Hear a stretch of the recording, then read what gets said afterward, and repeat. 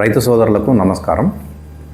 ఈ వీడియోలో మనం పత్తిలో మనకు వచ్చేటువంటి కలుపు నివారణ ఏ విధంగా చేపట్టాలనేది తెలుసుకుందాం. పత్తిలో మనకు ఎక్కువగా ఆకుజాతి మరియు గడ్డి జాతి రెండు కలుపులు కూడా వస్తూ ఉంటాయి.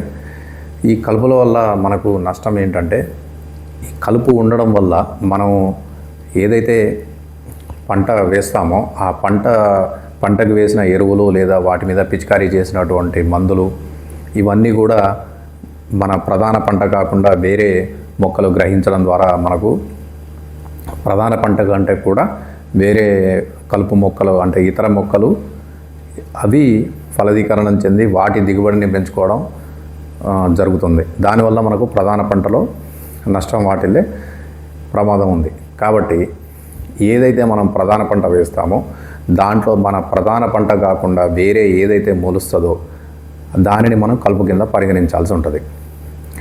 అలాంటప్పుడు మనకు ఈ పత్తిలో ప్రధాన పంట పత్తి కాబట్టి పత్తి కాకుండా ఇంకా వేరే ఏదన్నా మొక్క మొలిసిందనుకోండి, దానిని మనం కలుపులాగా పరిగణించాలి.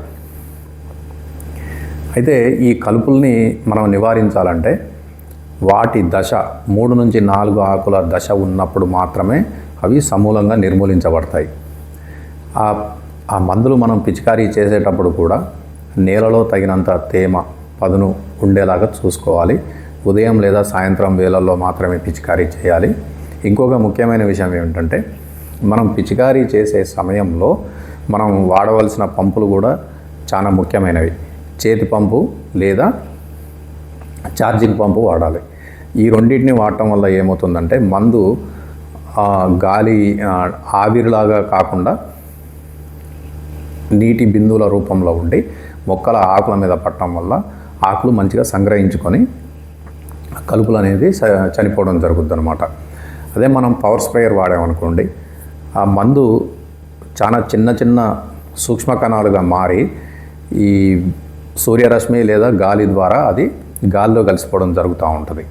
కాబట్టి ఎప్పుడైనా సరే రైతు సోదరులు చేయి పంపు లేదా ఛార్జింగ్ పంపు మాత్రమే వాడి కలుపు మందును పిచికారీ చేయాల్సి ఉంటుంది. పిచికారీ చేసేటప్పుడు ఇంకొక ముఖ్యమైన విషయం ఏంటంటే, నీటి పరిమాణం కూడా చాలా ముఖ్యమైనది. నీటి పరిమాణం చాలామంది రైతు సోదరులు ఏదైనా మందును 200 లీటర్లో పిచికారీ చేయాలి అంటే చాలామంది 100 లీటర్లలోనే పిచికారీ చేస్తూ ఉన్నారు. ఈ విధంగా చేయడం వల్ల కూడా మనకేమవుతుందంటే, మనం ఎక్కువ మందును పంట పొలంలో పిచికారీ చేయాల్సి వస్తుంది. తర్వాత ఈ మందును మనం తక్కువ నీటి పరిమాణంలో కొట్టడం వల్ల చాలా వేగంగా మనం నడుచుకుంటూ పోవడం జరుగుతుంది. అలా జరిగినప్పుడు ఎక్కడన్నా ఏదైనా ప్రదేశంలో కలుపు మొక్కల మీద ఈ మందు బల్లేదనుకోండి, ఆ కలుపులు చనిపోవు. ఇప్పుడు పత్తి పంటలో ఉన్నటువంటి ఆకుజాతి మరియు గడ్డి జాతి రెండు కలుపులను నివారించడం కోసం ఏ మందులు ఉన్నాయో తెలుసుకుందాం. ఇది కంగ్రాట్స్ కంపెనీ వారి కల్పి అండి. దీంతో ఆకుజాతి మొక్కలు నశింపబడతాయి. ఇది కూడా కంగ్రాట్స్ కంపెనీ వారి క్విటో సూపర్. దీంతో గడ్డి జాతి మొక్కలు నివారించబడతాయి. ఈ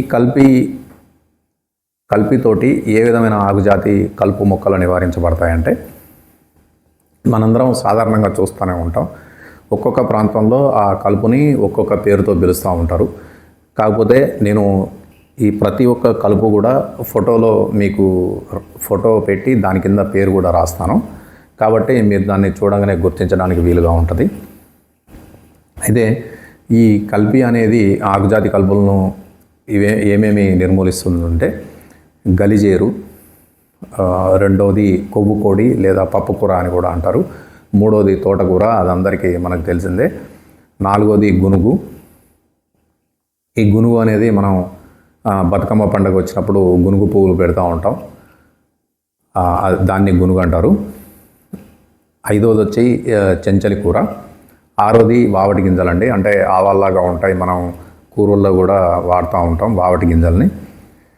ఏడవది నేల ఉసిరి, మనం భూమి మీద చూసినట్టయితే ఉసిరి ఆకుల్లాగానే ఉంటుంది అది ఆ కలుపు మొక్క. ఎనిమిదవది పిచ్చి జ్యూటు. తొమ్మిదవది వయ్యారి బామ. ఈ వయ్యారి బామ అనేది చాలామంది రైతులకు తెలుసు, అది కూడా పువ్వులు పూస్తూనే ఉంటుంది. అది పువ్వులు పూయకముందే దాన్ని చిన్న వయసులోనే నిర్మూలించవచ్చు. తర్వాత ఎలిక జముడు, ఇంకొకటి కామంచి ఆకు, తర్వాత అతిబల అని ఉంటుంది. అతిబల కూడా మనందరం చూస్తూనే ఉంటాం, కనబడుతూనే ఉంటాయి రోడ్ల వెంబటి కానీ లేదా పంట పొలాల్లో కానీ. ఇంకొకటి గాడిద గరపాకు. అంటే ఈ విధంగా ఒక 14 నుంచి 15 రకాలైనటువంటి ఆకుజాతి మొక్కల్ని నిర్మూలిస్తుంది. ఇది నిర్మూలించే విధానం ఏ విధంగా ఉంటుందంటే, మొక్కల ఆకులు లేదా వేర్లు ఈ మందును ఎప్పుడైతే మనం పిచికారీ చేస్తామో అవి సంగ్రహించుకున్నప్పుడు ఆ ఆకుజాతి కలుపు మొక్కలు చనిపోవడం జరుగుతుంది. అయితే ఈ మందును పిచికారీ చేసినప్పుడు భూమికి ఏమన్నా హాని తలపెడుతుందా అంటే ఏమీ హాని తలపెట్టదు. ఇది కూడా అంటే ఈ గడ్డి జాతి క్విటో సూపర్ కూడా ఏమీ తలపెట్టదండి. ఈ 2 కాంబినేషన్లు మనం భూమి మీద పిచికారీ చేసినప్పుడు భూమికి ఎటువంటి హాని ఉండదు. అయితే ఆకుజాతిలో 1-2 కలుపు మొక్కలు చనిపోవండి ఈ కల్పి అనేది వాడినప్పుడు. అదేంటంటే ఒకటి మహాబీర. ఈ మహాబీర అనేది ఈ మందు వాడినప్పుడు చనిపోదు. మా ప్రాంతంలో ఆ కలుపును మాబీర అంటాము, కొన్ని ప్రాంతాల్లో మహాబీర అంటారు. అది కూడా ఫోటో పెడతా మీకు నేను. ఆ ఫోటో చూస్తే మీ ఏరియాలో దాన్ని ఏ పేరుతో పిలుస్తారో నాకు తెలియదు. సో ఆ కలుపు మాత్రం చనిపోదు. ఇంకొకటి వెన్నిద్ర అంటారండి. ఈ వెన్నిద్ర అనేది ఏంటంటే దాని ఆయుధం అనమాట. అంటే అది గనుపుల్లోంచి వేర్లు వస్తూ ఉంటాయి. ఆ గనుపు ఎక్కడైతే గనుపు వస్తుందో ఆటోమేటిక్గా దానికి వేర్లు వచ్చి అది భూమిలో పాతుకుపోవడం జరుగుతూ ఉంటుంది. ఆ వెన్నిద్ర అనేది కూడా అంటే ఫస్ట్ దానికి గనుపు రాకముందు ఈ మందు పిచికారీ చేసినట్లయితే వెన్నిద్ర అనే కలుపు కూడా చనిపోద్ది. ఒకవేళ దానికి గనుపు వచ్చి మనం పిచికారీ చేస్తే ఆకులు మాడిపోతాయి, కానీ దాని వేర్లు సజీవంగా ఉండి మళ్ళీ దానికి కొత్త చిగుళ్ళు రావడానికి ఆస్కారం ఉంది. కాబట్టి వెన్నిద్ర, మాబీర ఈ 2 కలుపులు ఈ మందు వల్ల చనిపోవు, కల్పి వల్ల చనిపోవు. ఇప్పుడు గడ్డి జాతి కలుపులను నివారించడం కోసం ఇది క్విటో సూపర్ అండి. మనకు గడ్డి జాతి అనగానే ఎక్కువ శాతం మనకు గడ్డి ఎక్కడ చూసినా కనబడుతూనే ఉంటుంది. బీడు భూముల్లో కానీ ప్రధాన పొలాల్లో కానీ మనకు తెలిసిన పేర్లు ఏంటంటే ఎక్కువగా ఊద, రాగి, అడవి జొన్న, తర్వాత గరిక. మనం ఏదన్నా గడ్డి జాతి పంట తీసి ఆకుజాతి పంట అంటే పత్తి వేసినాం అనుకోండి, ఆ గడ్డి జాతిని నిర్మూలించడం కోసం. తర్వాత అత్యంత కఠినమైన కలుపు తుంగ, ఉర్రంకిని మనం నక్కతోక గడ్డి అని కూడా అంటాము. తర్వాత పుల్లర గడ్డి, తర్వాత కరిగడ్డి లేదా సోంతి గడ్డి అంటారు. ఇంకొకటి నక్షత్ర గడ్డి, కోడికాలు గడ్డి. అంటే ఈ విధంగా గడ్డి జాతికి సంబంధించిన వాటిని ఈ క్విటో సూపర్ అనే మందు వాటిని నిర్మూలించడం కోసం పనిచేస్తుంది. అయితే దీంట్లో కూడా అత్యంత మొండి జాతి ఏంటంటే తుంగ, తర్వాత గరిక. తుంగ అనేది చాలా వేగంగా పెరుగుతూ ఉంటుంది. మనం 1-2 రోజులు మందు పిచికారీ చేయకుండా అట్నే వదిలేసామనుకోండి, అది దగ్గర 3 నుంచి 4 అంగుళాలు కూడా పెరుగుతూ ఉంటుంది.